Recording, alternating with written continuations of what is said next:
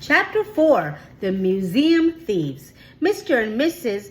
O. J. Dart lived in the apartment above the lamb chops. Mr. Dart was an important man, the director of the famous Museum of Art downtown in the city. Stanley Lambchop had noticed in the elevator that Mr. Dart, who was ordinarily a cheerful man, had become quite gloomy, but he had no idea what.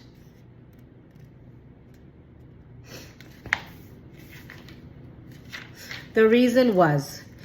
And then at breakfast one morning, he heard Mr. and Mrs. Lambchop talking about Mr. Dart. "I see," said Mr. Lambchop, reading the paper over his coffee cup, "that still another painting has been stolen from the famous museum. It says here that Mr. O. J. Dart, the director, is at his wit's end."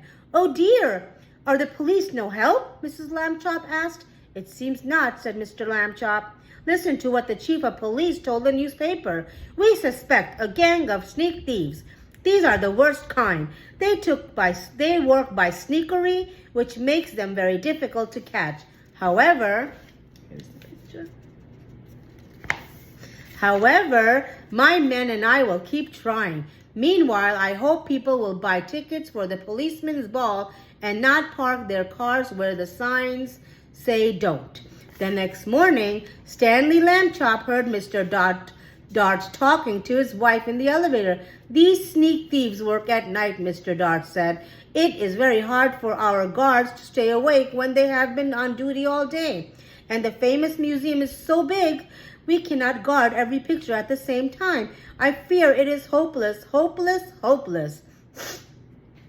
Suddenly, as if an electric light bulb had lit up in the air above his head, giving out little shooting lines of excitement, Stanley Lambchop had an idea. He told to Mr. Dart. "Stanley," Mr. Dart said, "if your mother will give you permission, I will put you and your plan to work this very night." Mrs. Lambchop gave her permission. "But you will have to take a long nap this afternoon," she said. "I won't have you up till all hours unless you do." That evening, after a long nap, Stanley went with Mr. Dart to the famous museum. Mr. Dart took him into the main hall, where the biggest and the most important paintings were hung. He pointed to a huge painting that showed a bearded man wearing a floppy velvet hat, playing a violin for a lady who lay on a couch. There was a half-man, half-horse person standing behind them, and 3 fat children with wings were flying around above. That, Mr. Dart explained, was the most expensive painting in the world. There was an empty picture frame on the opposite wall. We shall hear more about that later on. Mr. Dart took Stanley into his office. He said, "It is time for you to put on a disguise." "I already thought of that," Stanley Lambchop said, "and I brought one. My cowboy suit. It has a red bandana and that I can tie around my face. Nobody will recognize me in a million years." "No," Mr. Dart said, "you will have to wear the disguise I have chosen."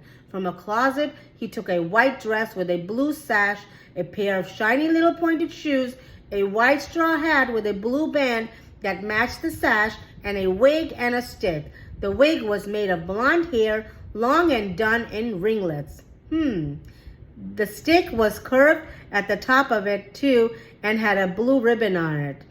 Do you think what it is? Do you know what it is? Let's find out. In this shepherdess disguise, Mr. Dart said, "you will look like a painting that belongs in the main hall. We do not have cowboy pictures in the main hall." Stanley was so disgusted. He could hardly speak. "I will look like a girl, that's what I will look like," he said. "I wish I had never had my idea." But he was a good sport, so he put it on, the disguise.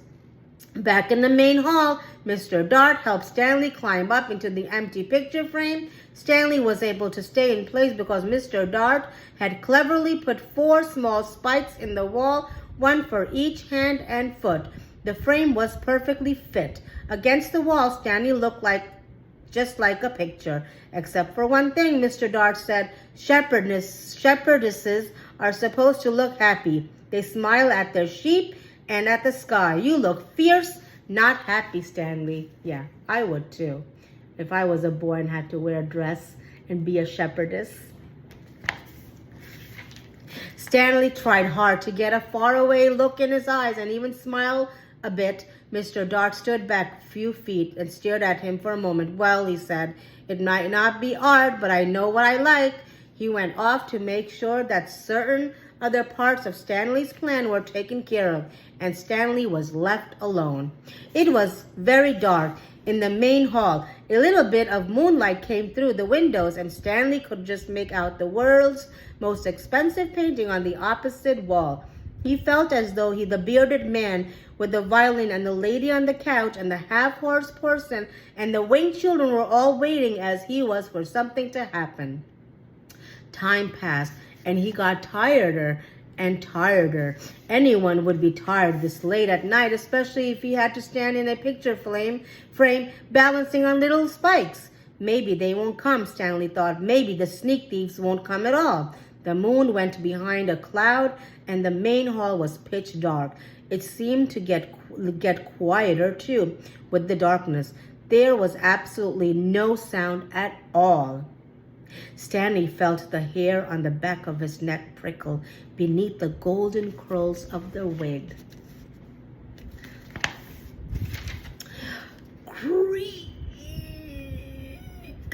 The creaking sound came from right out in the middle of the main hall, and even as he heard it, Stanley saw in the same place a tiny yellow glow of light. And the creaking came again, and the glow got bigger. A trapdoor had opened in the floor, and two men came up through it into the hall.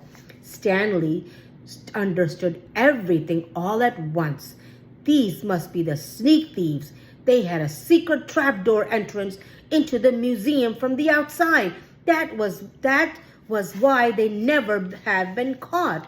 And now tonight, they were back to steal the most expensive painting in the world. He held very still in his picture frame and listened to the sneak thieves. "This is it, Max," said the first one.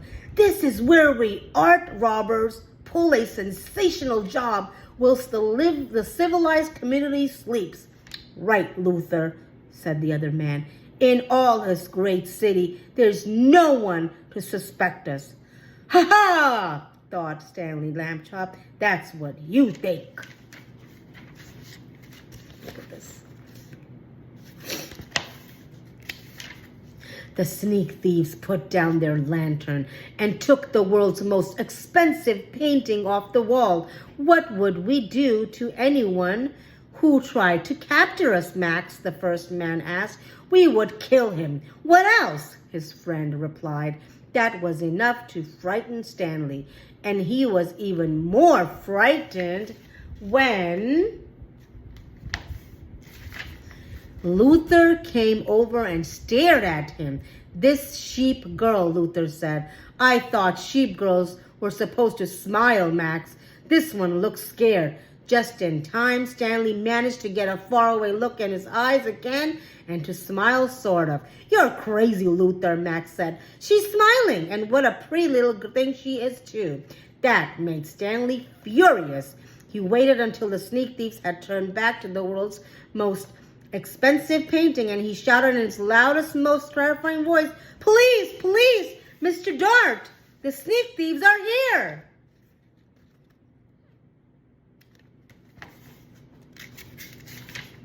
The sneak thieves looked at each other. "Max," said the first one very quietly, "I think I heard the sheep girl yell." "I think so too.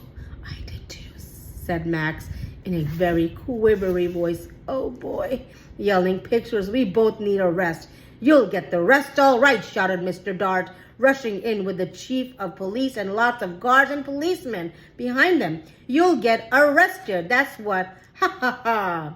The sneak thieves were too mixed up by Mr. Dart's joke and too frightened by the policemen to put up a fight. Before they knew it, they had been handcuffed and led away to jail. The next morning, in the office of the chief of police, Stanley Lambchop got a medal. The day after that, his picture was in all the newspapers.